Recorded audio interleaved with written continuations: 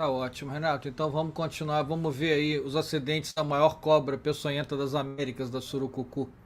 Exatamente. E o acidente de surucucu, eu até coloco ele logo depois aqui, Cláudio, porque é muito parecido. A gente vai ver, assim, que as manifestações locais eu poderia usar até o mesmo slide de foto, porque na prática o acidente pela surucucu é muito parecido com o da jararaca.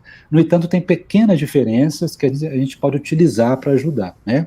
A surucucu, então, que é essa serpente aqui, ela o gênero lá, que então a gente chama de acidente laquético, né? Eu coloquei surucucu verdadeira. E eu coloquei isso aqui porque, na verdade, a gente tem aqui no país algumas regiões onde outras serpentes, que não essa daqui, é também chamada de surucucu.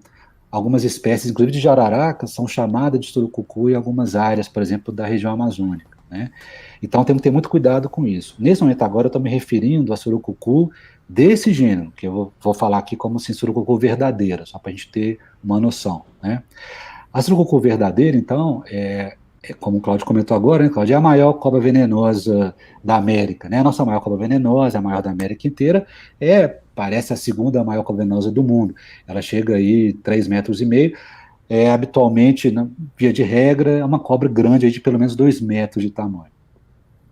Bom, isso tem uma importância grande, né? Assim, uma cobra dessa envergadura, supõe-se que ela tenha né, uma quantidade de veneno maior. Então, a picada do surucucu verdadeira tem sempre esse pensamento. Pode ter sido injetado muito veneno ali, né? No país ela tem outros nomes, né? Pico de jaca é um nome bem comum, pelo menos para a região norte. Pico de jaca ou bico de jaca. Também lá chama surucucu de fogo, surucucutinga, tem algumas outras nomes aí. É uma serpente também encontrada, não é encontrada em qualquer local do país, assim, diferente da jararaca. Essa é uma diferença importante entre elas. Ela é uma cobra mais de mata fechada, assim. E a gente tem, todo mundo sabe, né, no país assim, são algumas regiões aqui ainda mantém esse ecossistema assim de mata fechada. O local já teve um desmatamento muito grande e, por consequência, a surucucu também a gente vê só em alguns pontos do país, né? Além disso, é uma serpente também diferente da jararaca, que parece ter um comportamento menos agressivo.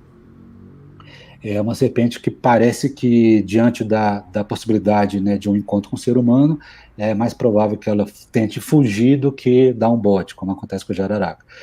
Então, assim, é uma serpente que tem uma densidade populacional um pouco menor comparada com a jararaca, é uma serpente muito grande, então é mais fácil de vê-la, não é qualquer local que ela vai estar escondida, vamos dizer assim, né? Então, a consequência disso é que o acidente com o surucucu, a verdadeira surucucu, é muito raro. É tão raro, sim, que são poucos relatos da literatura, né? E, por consequência, sabe-se pouco também sobre os efeitos dela. A gente sabe alguma coisa, pelo que já foi publicado, mas a gente não sabe com tanto detalhe, né, como a gente sabe da cascavel, da jararaca, né? Porque, de fato, o acidente de surucucu é muito raro, né? Aqui, só para ilustrar um pouquinho no país, tem surucucu nessa região toda aqui, né, na América, sim, aqui no Brasil, na região norte, a parte norte da região centro-oeste, e aqui nas áreas de Mata Atlântica, né? A surucucu, na verdade, no país tem só uma espécie, e entende-se que ela tem duas subespécies aí, mas é a mesma espécie, né, a Lacris muta.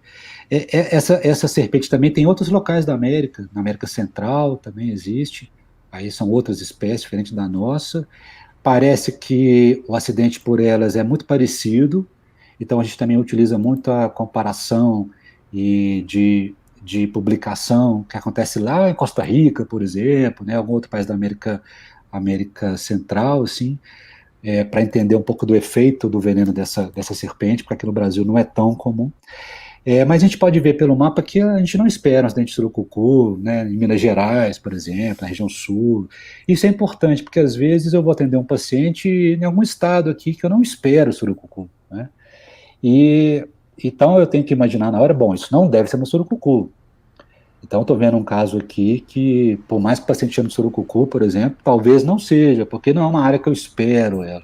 Então, isso é muito importante para a gente que trabalha com acidente ofídico, ter essa noção. que serpentes que eu espero encontrar naquele local que eu estou atendendo, né? Para vocês que estão assistindo e que trabalham diretamente com isso, é fundamental, vocês têm que ter uma noção de quais serpentes venenosas são prováveis de aparecer onde vocês estão trabalhando, né?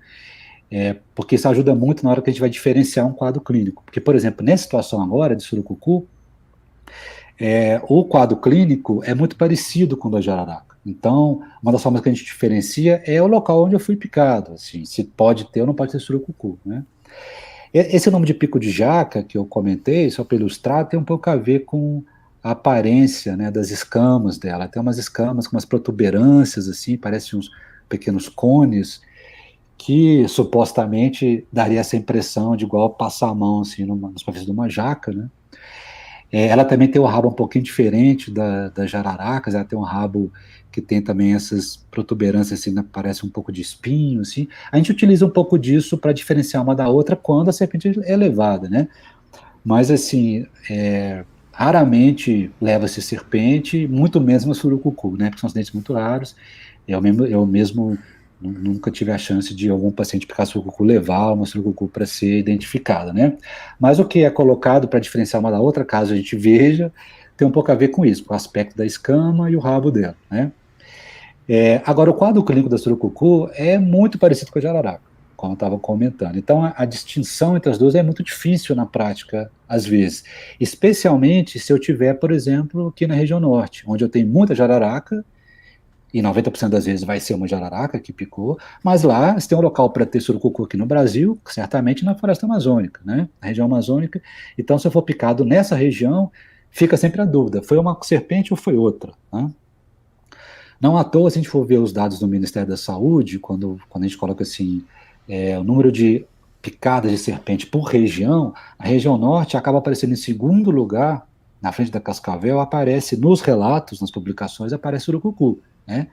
Em parte porque, de fato, deve ter mais acidente com surucucu lá na região amazônica, e também em parte porque, às vezes, se confunde surucucu com jararaca, e, às vezes, é notificado como surucucu, na verdade, é uma jararaca. Mas a verdade é que, nessa região toda aqui, e também, claro, na região de Mata Atlântica, vai sempre dar uma dúvida se foi um quadro ou outro, se eu tiver um quadro clínico daquele tipo, ou seja, inchaço, sangramento, formação de bolha, sangramento tanto no local da picada quanto à distância, né, no nariz e na boca. Então, esse quadro clínico em que o local onde a picada se deu muito alterada pelo inchaço e sangramento e bolha, e o paciente tem sangramento em outros locais, esse quadro clínico tanto é de jararaca quanto de surucucu. Então, eu espero essa coisa. Pelos relatos que tem na literatura, e não são muitos, como eu comentei, mas na maioria desses relatos, alguns outros sinais e sintomas aparecem na maioria dos casos, não em todos. Então, quando eles aparecem, eles indicam um acidente por surucucu e ajudariam na diferenciação, né? Esses sinais seriam, por exemplo, vômitos que são importantes e frequentes, assim, o paciente está vomitando direto, diarreia, é uma coisa que não é frequente de se ver em outros casos de picada de cobra, dificuldade, às vezes, para engolir, a gente às vezes pergunta para o paciente, olha, você consegue engolir saliva? Você consegue beber um copo d'água? Alguns relatos de surucucu, há uma certa alteração nessa deglutição, especificamente. O quadro de cólica, dor abdominal, às vezes acontece, o paciente fica hipotenso, a pressão baixa, a pressão arterial pode baixar muito, inclusive com desmaio, perda da consciência. Esses sintomas, quando aparecem, embora eles não são exclusivos de uma picada de surucucu, eles tornam a picada de surucucu uma possibilidade, torna um quadro provável. E aí eu vou levar em conta onde eu estou, se o paciente já avistou a serpente ou não. Então, às vezes, eu tenho todo esse quadro clínico, o paciente já avistou uma serpente grande, né, de grande porte, ele tem essas coisas todas, eu posso ter o entendimento de que foi uma surucucu mesmo, pode ser uma jararaca, foi uma das duas, eu posso ficar nessa dúvida e tentar fazer o tratamento baseado nisso, né? Mas, eventualmente, eu tenho a impressão nítida de que o quadro não tem nada a ver de surucucu, porque o paciente não tem nada disso daqui. Não vomita, não tem dor, não tem diarreia, não tem nada disso, ele tem só um inchaço, sangramento. Então, certamente, deve ter sido uma jararaca, né?